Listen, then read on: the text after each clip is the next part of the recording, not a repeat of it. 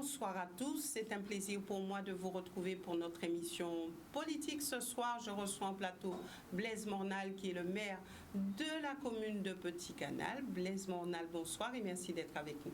Bonsoir Élise, bonsoir à la Guadeloupe, bonsoir à mes amis du Nord-Grande-Terre et particulièrement à ma ville, Petit Canal. Voilà, donc pendant tout ce mois de janvier, ça sera l'occasion pour les élus d'adresser leurs vœux à la population. Et donc c'est l'occasion pour vous, si vous le souhaitez, de dire quelques mots guadeloupéens. Oui, bien sûr. Je souhaite bien sûr les meilleurs vœux à la population guadeloupéenne, surtout des vœux de santé. S'il y a quelque chose dont on a besoin, c'est la santé. Avec cette santé-là, on pourra atteindre nos différents objectifs, je dirais. Aussi, la solidarité. Une solidarité pour combattre, je dirais, cette crise qui nous touche. On aura besoin de cette solidarité à tous les niveaux, que ce soit au niveau véritablement sanitaire, mais aussi au niveau du développement économique, au niveau de la lutte, je dirais, pour que la Guadeloupe puisse continuer à aller vers l'avant. Qu'avez-vous pensé de l'année 2020? Est-ce qu'on peut dire qu'elle s'est bien terminée? 2020 a été difficile. 2020 a été une année où personne ne s'attendait à ce qui nous a touchés. Et pour une fois, je l'ai dit, on dit souvent les années se suivent et se ressemblent, mais j'espère que 2021 ne ressemblera pas à 2020. Cependant, nous sommes un peuple de lutte et je trouve que la population guadeloupéenne arrive à tenir la tête hors de l'eau. Malgré les différentes pertes que nous avons eues dans nos différentes familles par rapport à cette maladie, je dirais qu'on sait quand même se tenir debout. Et ce sera ça aussi la lutte de 2021. Rester debout et continuer à avancer. Et ça, il faudrait aussi qu'on se serre les coudes pour y arriver, parce que la solidarité aussi est une base forte. Alors justement, et vous comprenez bien que nous parlerons aussi au sein de cette émission de ce virus qui continue à circuler. Alors c'est vrai qu'il y a de nouvelles mesures qui ont été prises par l'État pour empêcher la propagation du virus sur notre territoire. Alors pensez-vous, première question là-dessus, pensez-vous qu'elle soit suffisante? En fait, quand on n'a jamais la solution parfaite, je ne sais pas si vous avez remarqué que de semaine en semaine, on est obligé de changer les dispositions que l'on prenne, on est obligé de s'adapter, c'est un virus qui évolue, c'est un virus qui mute. Donc, dire que c'est la panacée, non, c'est une solution qui a été adoptée. On va voir qu'est-ce que ça donne. Mais simplement, je me dis, en même temps, on ne peut pas se fermer totalement, parce que il y a toujours le pour et le contre. Lorsque je vois que l'ensemble des entreprises de location de voitures sont fonctionnelles et n'ont plus de véhicules disponibles, je dis aussi que c'est quelque chose de positif. Ce sont des emplois que l'on sauvegarde. Les restaurateurs fonctionnent, l'hôtel fonctionne. Ce qu'il faudrait surtout retenir, il y a des mesures pour empêcher la propagation du virus. Il faut qu'on les respecte. Le port du masque, se laver les mains, garder les distances de sécurité, respecter les règles en matière de nombre lorsqu'on est dans un lieu commun. Il y a des choses qu'il faut respecter. Et c'est vrai que ces derniers temps, on a vu quelques dérives.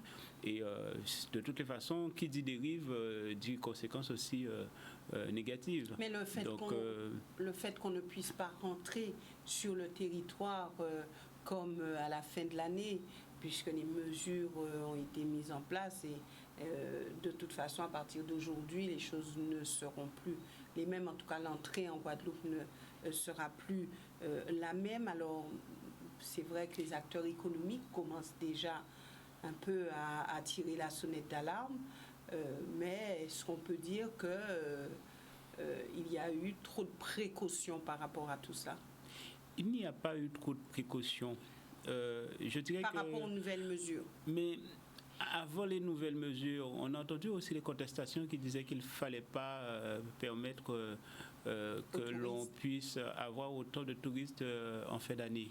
Maintenant qu'on met des restrictions pour ralentir, on a aussi des contestations. C'est lorsqu'on ne fait rien du tout qu'on n'a pas de contestation. Hein. Je peux vous le dire en tant qu'homme politique, on a toujours ceux qui vont se retrouver dans ce qu'on met en place comme dispositif et il y en aura toujours qui ne vont pas se retrouver. L'essentiel, c'est de chercher à trouver la bonne solution. C'est toute la volonté que l'on met dans les mesures que l'on prend. Est-ce que la bonne solution existe? Il n'y a pas de... La bonne solution peut être celle-là pour certaines personnes et pas pour les autres, et vice-versa. Donc, je dirais que lorsqu'on est en place pour prendre des décisions, il faut faire des choix. Et je pense que c'est un choix qui a été fait et on verra quelles seront les portées de ce choix. C'est un choix que je partage parce qu'en même temps, ça permet de protéger aussi la population guadeloupéenne.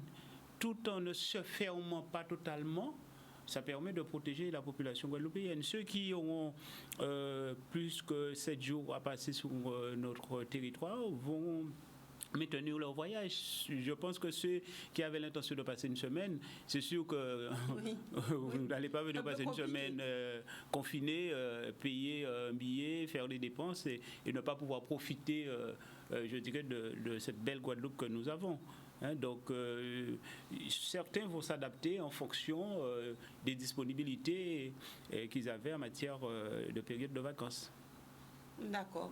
Concernant maintenant le carnaval, êtes-vous d'accord alors que les groupes restent dans le local à s'entraîner, à faire sincèrement, des ateliers? Très tôt, depuis pour les chants de Noël, je me suis prononcé contre déjà la tenue des chants de Noël. J'étais catégorique là-dessus et là aussi je suis catégorique sur le carnaval. Je me dis que ce sont des lieux systématiquement où les gens vont se retrouver l'un à côté de l'autre et systématiquement il n'y aura pas le respect du port du masque. Et puis je me dis, on fait tous des sacrifices. Ça fait plus d'1 an qu'il n'y a aucune manifestation sur le territoire de Petit-Canal au niveau festif. Mais ce sont les artistes qui ont moins de revenus. Ce sont les forces vives qui ne peuvent pas s'exprimer à travers, je dirais, les fêtes de section, les fêtes au niveau de la commune. Donc, ça veut dire que tout le monde fait des sacrifices.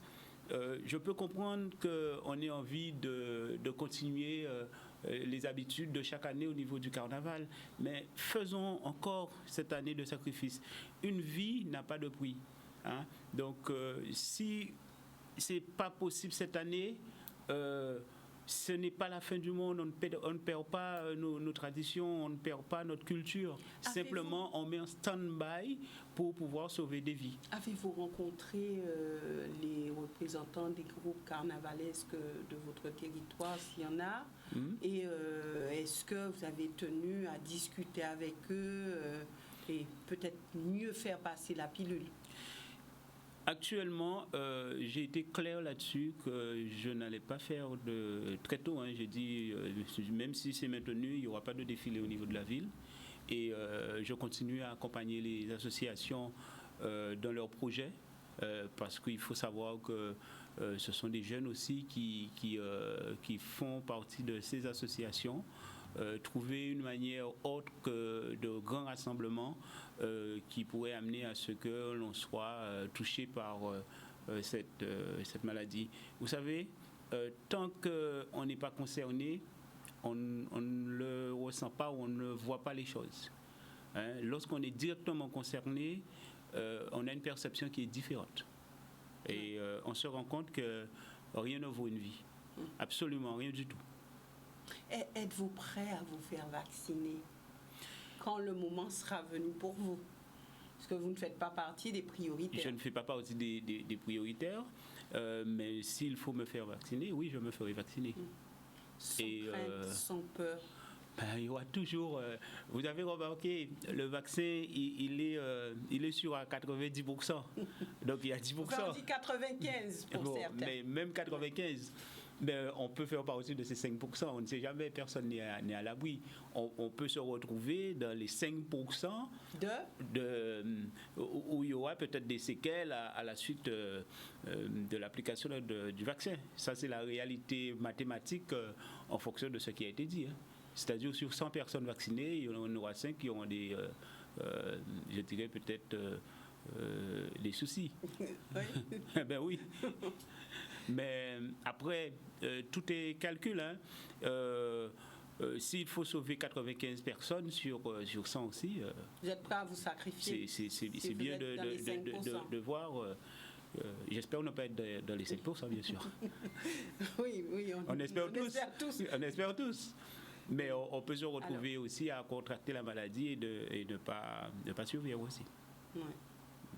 On s'en voudrait un peu de se dire, voilà, je l'ai attrapé, il y avait un vaccin qui pouvait peut-être me sauver, ou là je vais mourir parce que je n'ai pas pris le vaccin. Ben, c'est l'ambiguïté et la réalité de la vie. Hein. Alors il y a ce virus qui a muté et qui fait son chemin. On a une population qui recommence, qui continue à avoir très peur. Est-ce que pour vous, le rôle de l'élu, c'est aussi de rassurer sa population? Est-ce que le rôle de l'élu, c'est de veiller à ce que les choses se passent du mieux qui soit? Mais je dirais que c'est le rôle premier. Au risque de déplaire. C'est le risque premier, c'est le rôle premier de l'élu. Lorsqu'on est élu, on est là pour veiller sur sa population, pour prendre les décisions nécessaires au bien-être de la population, et quelle que soit la situation. Aujourd'hui, on est face à une crise, je dirais, sanitaire, mais on s'est retrouvé aussi face à des périodes où on a été touché par des catastrophes naturelles, des tempêtes, les cyclones, et c'est au même titre, hein. On doit être en première ligne pour pouvoir apporter des solutions et accompagner la population. Est-ce qu'il faut discuter? Est-ce qu'il faut mettre à disposition, par exemple, des masques et du gel? Comment avez-vous conçu cela? Il faut être à l'écoute de la population en fonction des besoins de la population, en fonction des, je dirais, des catégories de la population. S'il y en a qui ont besoin d'être accompagnés, je dirais, à travers les discussions, à travers les échanges, à travers les conseils. Il y en a qui ont besoin d'être accompagnés aussi par la présence de quelqu'un d'autre. Il y en a qui ont besoin d'être accompagnés aussi financièrement parce que, bon, soit ils ont perdu leur emploi, ou bien soit ils faisaient des petits jobs et puis ils n'ont plus la possibilité de le faire. Donc, en fin de mois, les sièges sont difficiles. Donc, il faut être à l'écoute de la population. Et là, moi, j'utilise l'ensemble des agents. Je les sollicite en tout cas pour faire en sorte que la population canalienne soit écoutée, qu'on puisse apporter le maximum d'assistance à la population canalienne. Parce que je le dis bien souvent, hein, lorsque on est au sein d'une collectivité, qu'il pleuve, qu'il grêle, qu'il neige, où on a toujours le salaire qui tombe. Mais vous avez tous ceux qui sont dans la détresse, qui sont dans le privé et qui se retrouvent des fois à avoir perdu leur emploi, à être sans salaire, à être sans revenu. Et donc je demande aux agents d'être vraiment à l'écoute de la population pour pouvoir soulager cette population d'une manière ou d'une autre, même par rapport à juste une présence ou le fait de passer un coup de fil, de pouvoir discuter avec tous ces gens-là, surtout les personnes âgées, ceux qui sont isolés. Il est important que l'on garde contact avec ces personnes-là. Alors, une question rapide. Cette année, il y a les élections régionales, mais aussi départementales. Donc, quelle sera votre... en tout cas, est-ce que vous avez l'intention de vous mobiliser sur l'une ou les deux élections? C'est vrai que cette année, c'est une année particulière. C'est vrai qu'on ne sait pas. Je rappelle que vous êtes conseiller départemental. Tout à fait. Déjà, on ne connaît toujours pas la date. On ne sait pas si cette date va être maintenue. Vous avez vu c'est juin, c'est septembre. Ouais, vous avez vu que les choses évoluent et bougent par rapport à la situation au niveau du territoire. Oui, de toutes les façons, moi, je serai candidat pour les élections départementales. J'ai commencé un travail au sein du conseil départemental à travers la commission agricole qui m'a été confiée. Je n'ai pas terminé ce travail, donc je vais être candidat à nouveau au niveau du conseil départemental et au niveau régional, on verra.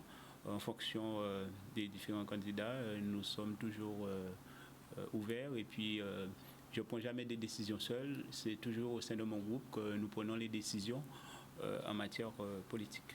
D'accord, je me suis laissé dire que vous seriez peut-être partant pour accompagner l'actuel président du conseil régional, et c'est vrai? J'ai de très bonnes relations avec M. Harry-Chalus de tout le temps. Et rappelez-vous, même quand je ne l'ai pas accompagné, la relation a toujours été bonne. Simplement, il faut être franc lorsqu'on est en politique. Il ne faut pas jouer, comme on dit, pas jouer GBC. Il faut avoir le courage de pouvoir affirmer ses positions et ne pas faire de coups bas. Et donc, je n'ai aucun souci avec le président actuel, Harry-Chalus, qui a accompagné aussi la ville de Petit-Canal. Si vous demande de le soutenir dans son combat régional, vous le ferez? Vous savez, quand vous allez en politique et que vous soutenez un homme, où vous ne soutenez pas l'homme, mais vous soutenez le projet que l'homme porte. Donc, je suis dans l'attente et j'ai hâte de connaître aussi le projet du président Harry-Chalus. Si c'est un projet où je me retrouve dedans et le groupe Debout pour Canal se retrouve dedans, nous serons de la partie pour accompagner. Ou si c'est un autre candidat qui porte un projet où on se retrouve, ce sera la même chose. Et bon, j'espère que nous serons sollicités. À ce jour, je n'ai été sollicité par personne pour accompagner pour les élections régionales. Vous avez mais dit en tout cas, qu'il ne faut pas baisser la tête, il faut avoir le courage de ses convictions, de son positionnement. Un petit scénario rapide. Imaginons qu'il y ait Harry-Chalus et peut-être Victorin Lurel en face pour les prochaines élections régionales. Est-ce que le choix sera difficile ou vous savez ce que vous ferez? Je serai peut-être candidat, qui sait? Non, vous avez dit pour les élections départementales. Oui, mais je peux être candidat aussi pour les régionales. Ça m'étonnerait. Alors, sans langue de bois, puisque vous avez l'habitude de dire les choses. Non, à ce jour, je ne me suis pas décidé à savoir où je serai. Mais c'est vrai que je suis un homme qui regarde vers l'avenir et j'ai envie de voir, je dirais, la situation, le statut de la Guadeloupe évoluer.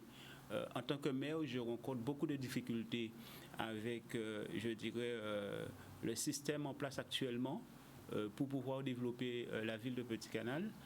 Je rencontre des difficultés avec les grands services de l'État, à savoir la DEAL, l'ONF, etc. Ce sont des véritables freins, je dirais, au développement de la Guadeloupe et au développement du territoire de Petit-Canal.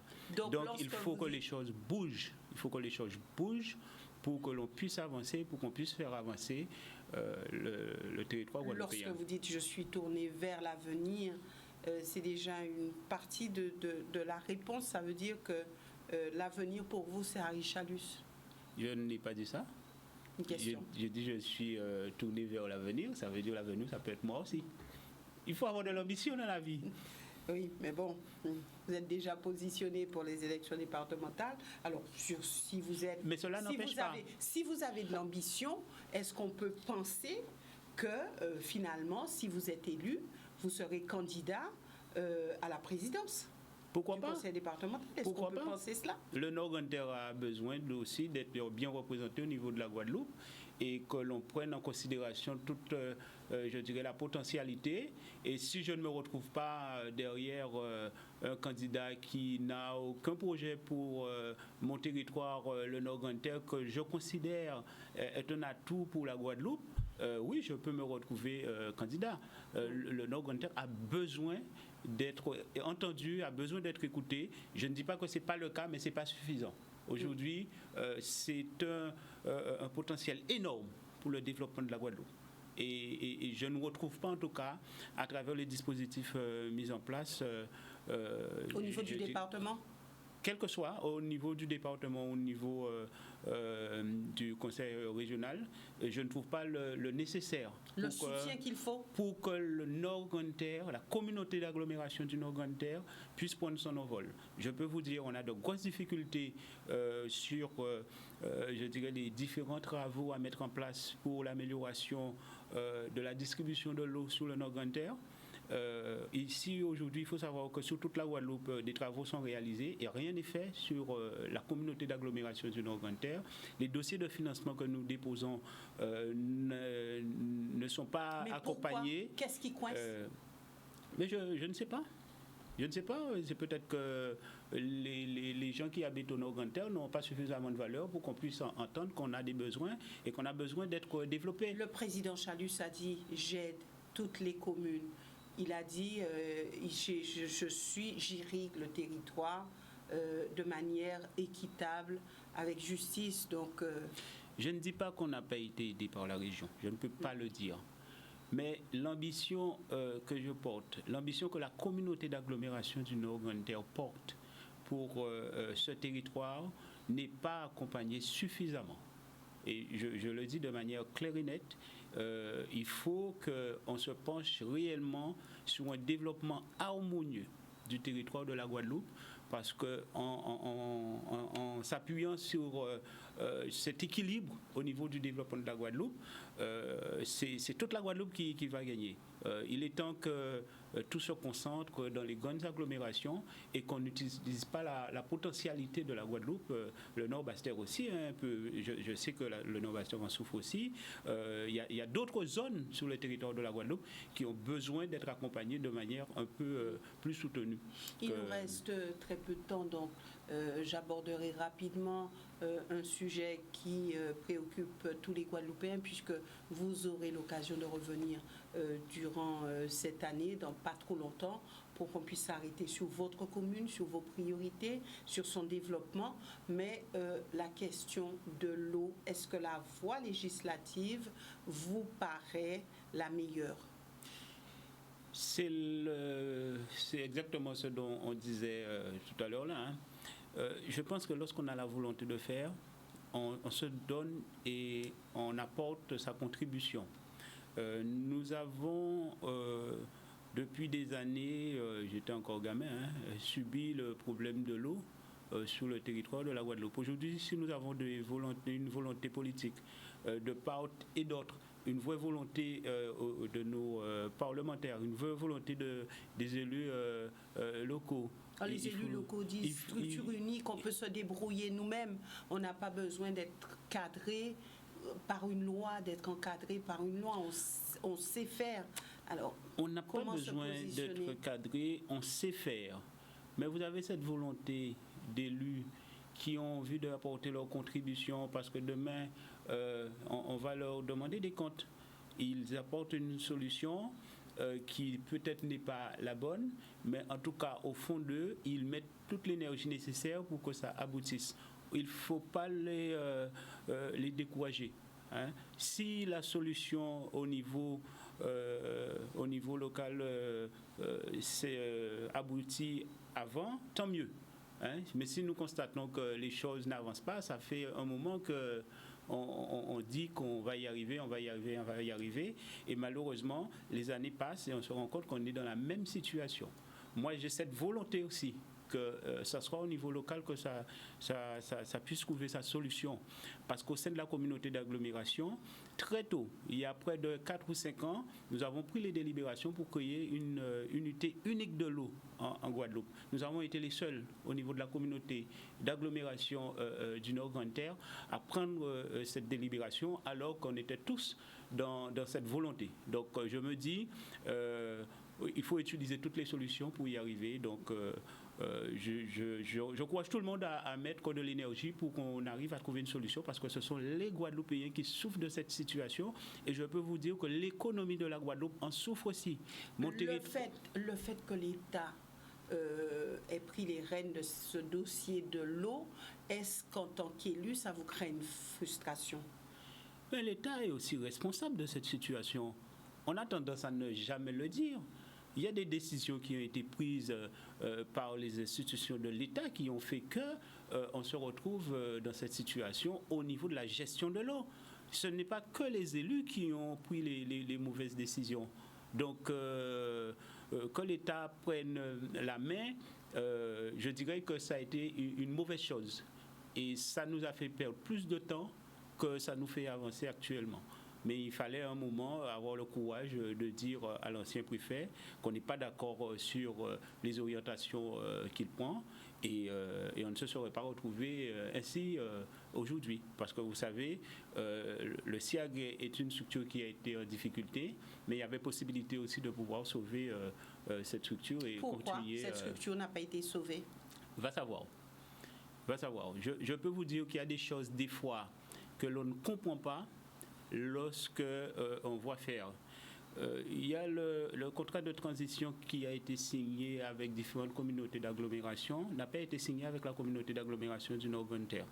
Quand j'ai posé des questions pourquoi ça n'a pas été fait, le département me dit que, la présidente du département me dit qu'elle était d'accord à signer. Le président Charles me dit qu'il était d'accord à signer. Et il n'y avait que l'État qui a fait blocus, et le contrat n'est pas signé, ce qui pénalise l'ensemble du territoire du Nord-Grande-Terre. Pourquoi? Quel était l'intérêt de l'État de faire justement, je suis toujours dans l'attente de réponses, et personne ne peut me dire pourquoi l'ensemble des autres communautés d'agglomération aujourd'hui bénéficient de travaux à travers le contrat de transition qui a été signé avec la région, le département et l'État, et que le Nord-Grande-Terre n'en bénéficie pas parce qu'un homme a décidé de ne pas signer, et aujourd'hui on est pénalisé. Parce que il y a toujours des raisons pour ne pas faire ou pour faire. Mais personne aujourd'hui ne peut me dire c'est quoi la raison. Donc vous comprenez, même en tant que maire et conseiller départemental, il y a des choses que l'on ne comprend pas et qui des fois émanent des services de l'État. Vous avez demandé au nouveau préfet? J'ai posé la question. Jusqu'à maintenant, j'attends des réponses. Et là, le contrat n'est toujours pas signé. Vous savez, j'ai une zone d'activité économique que je dois mettre en place pour permettre de créer un certain nombre d'emplois. On estime entre 250 et 300 emplois dans le Nord-Grande-Terre. Ce serait quelque chose d'extraordinaire pour le Nord-Grande-Terre, où ce ne sera pas uniquement les petits Canaliens qui vont bénéficier, mais ce seront l'ensemble de la communauté d'agglomération du Nord-Grande-Terre. Malheureusement, avec le problème de l'eau et le fait qu'il n'y a aucun je dirais, investissement, aucun travaux de réaliser sur le territoire du Nord-Grande-Terre, ça nous met en retard sur l'ensemble des projets que nous avons en matière de développement économique et en matière aussi d'amélioration du quotidien de la population du Nord-Grande-Terre. Donc ça sera le combat de 2021?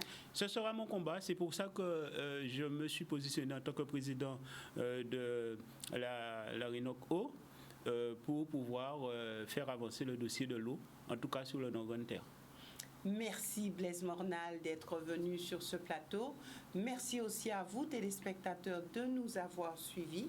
Nous nous retrouvons demain pour notre émission Que les choses soient dites, et avec un thème qui vous intéresse, un thème, je vais dire, qui se base sur une actualité. Alors, un thème qui certainement vous plaira et qui fera aussi débat, le vivre ensemble en Guadeloupe, à quel prix? Voilà, donc ça sera le thème de demain, réfléchissez-y, et puis nous nous retrouvons avec un plateau très riche pour en débattre. Excellente soirée à tous. Bonne soirée.